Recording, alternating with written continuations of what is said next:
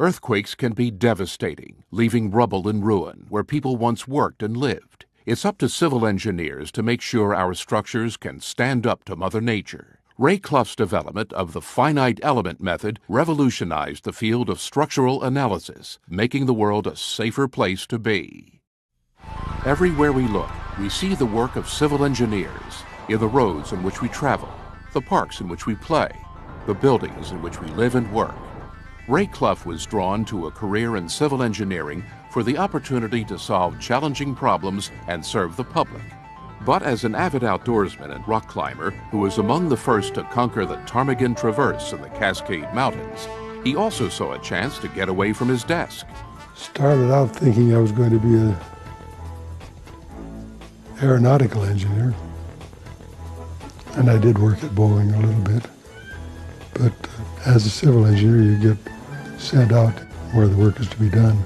If I was an aeronautical engineer, I'd be sitting at a drafting board most of my life. That just didn't sound good to me.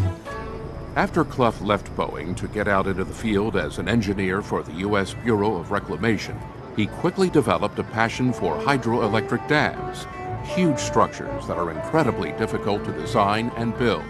Grand Coulee was the first one I had any real contact with. That's a very massive structure, tons and tons of concrete, and of course it covers a long extent across the river.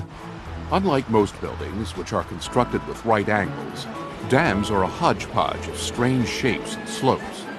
Clough realized that traditional structural analysis methods were useless in dam design, a lack that made them vulnerable to cracking and breaking under the stress of holding back millions of tons of water, especially in the event of an earthquake. The problem is to have the dam continue to resist the water while the earthquake is going on.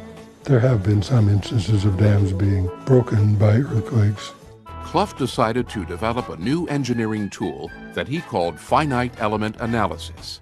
Building upon the methods of his colleague John Argyris, Clough broke the enormous dam into tiny parts, or elements, that could be analyzed individually and then added together to find the properties of the whole structure. I was quite convinced it would work if you cut your pieces up small enough. And if you get enough of them, you can represent anything. In fact, finite element analysis could be used for any kind of structure, large or small, from huge dams and bridges to tiny parts for jet engines and space telescopes. But coming up with a method was only the beginning. In order to make it usable, Clough and his group of engineers at the University of California at Berkeley also had to become computer programmers, because only computers had the ability to add up the properties of all of the tiny elements quickly. And I was trying to do these kinds of analyses with my slide rule and simple calculators and stuff like that. But it's totally impractical without a reasonably good computer.